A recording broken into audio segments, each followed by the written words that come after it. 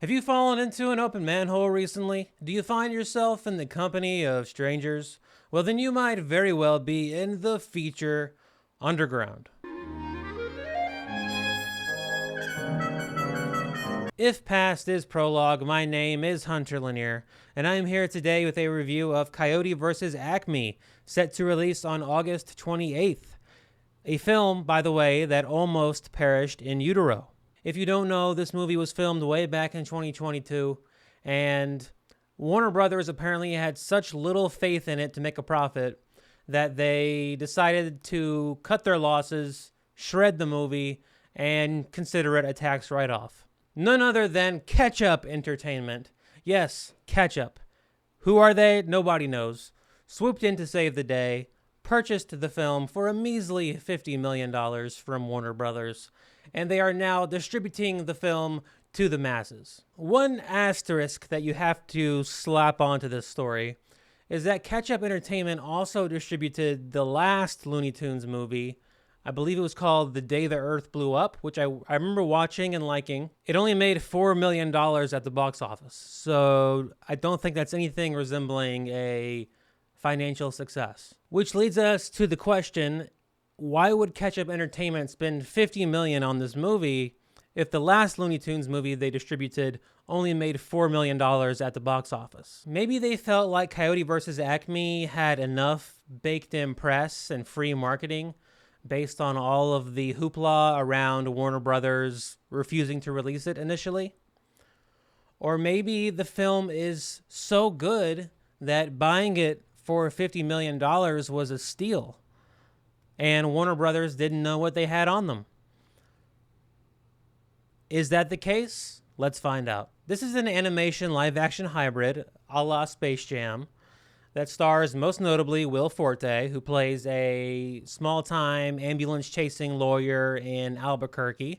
Why does that sound familiar? As well as John Cena, who plays a big-time lawyer in Albuquerque, who represents the Acme Corporation, who is apparently in Looney Tunes universe a global monopoly. These two lawyers are pitted together in a David and Goliath legal battle by none other than Wile E. Coyote, who, after decades of chasing the Roadrunner to no avail, using Acme products only for them to literally blow up in his face, has decided that his only path forward is to sue the Acme Corporation for their faulty products. He has had worse ideas. Okay, so Wile E. Coyote sues, but does hilarity ensue?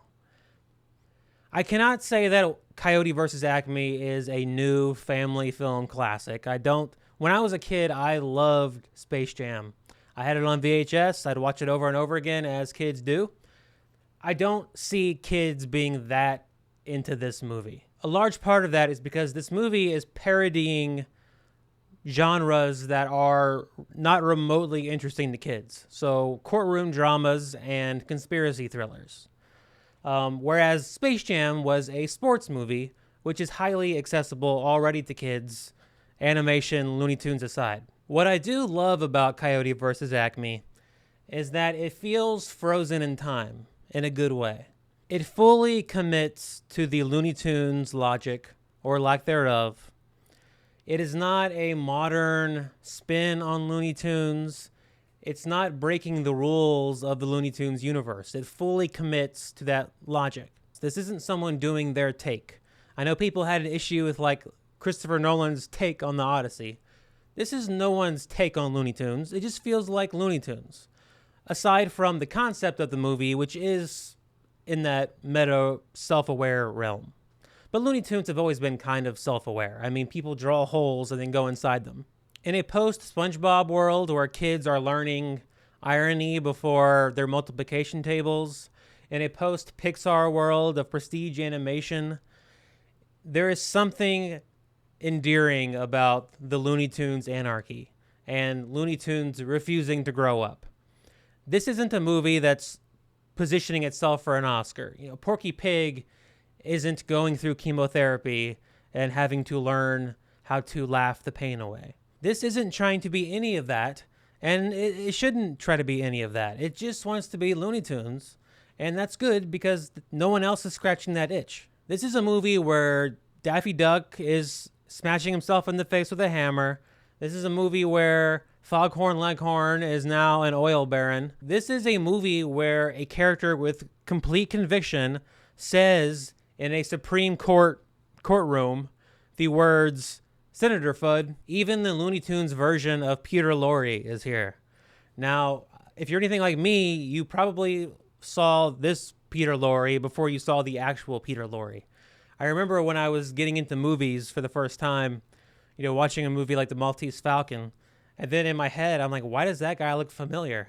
And then I realized, oh, it's the guy from Looney Tunes. For as much as this movie is focused on being a parody of the courtroom drama, it's actually at its funniest when it's being a parody of a conspiracy thriller, doing its version of The Insider.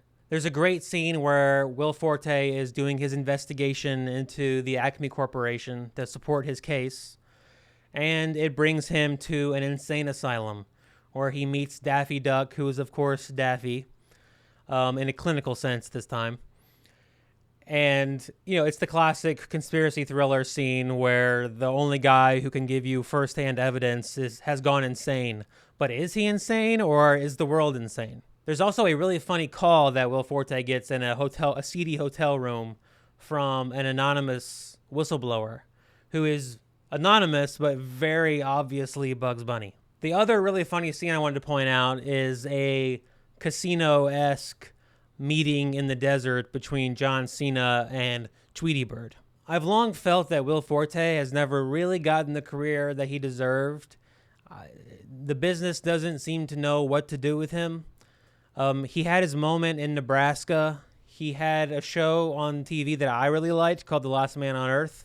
Ended up getting canceled. And then this movie almost never comes out. He seems to have had some bad luck in his career since SNL. It's nice that this movie finally came out and he does get a vehicle in this movie, but he does play the straight man here, so he is outstaged by cartoons the whole time. The animation in the movie does look good. There are some moments with this, especially certain characters like Foghorn Leghorn, where it looks a little cel-shaded, like they weren't sure how 3D they wanted the characters to look. And it ends up in this middle ground, but not a big deal. It's just something I noticed. My thinking is that if it weren't for this movie almost getting memory hold, it likely would have come and gone. It's a fun movie, but it's not a great movie. It doesn't have the energy of Space Jam. It doesn't lean quite as much into the Looney Tunes anarchy as that movie did. Coyote vs. Acme's near-death experience will likely bring more eyeballs to it than otherwise. And I think that's a good thing. I'm happy for that because I want more Looney Tunes movies. I love Looney Tunes. Like I said, Looney Tunes scratches an itch that no one else is scratching. It's this institution of American entertainment.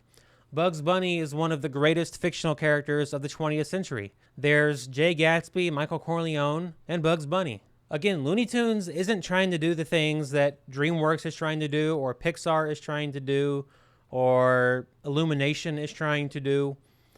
It's not trying to tell a meaningful, quote-unquote, story that's going to appeal to adults as much as kids. It is just about the gags, and it's about chaos. And Coyote vs. Acme isn't the best example of those underrated virtues, but it is a great reminder of them. Well, those are all my thoughts on Coyote vs. Acme. Now's the time for you to let me know your thoughts on my thoughts. Next up, I will be reviewing the new Jason Statham movie, Mutiny, which I am seeing tonight. We will see how that goes, and I will have a review up sometime this week, at least by Thursday at the latest. Until then, I leave you with the very convenient truth that every day underground is a good day.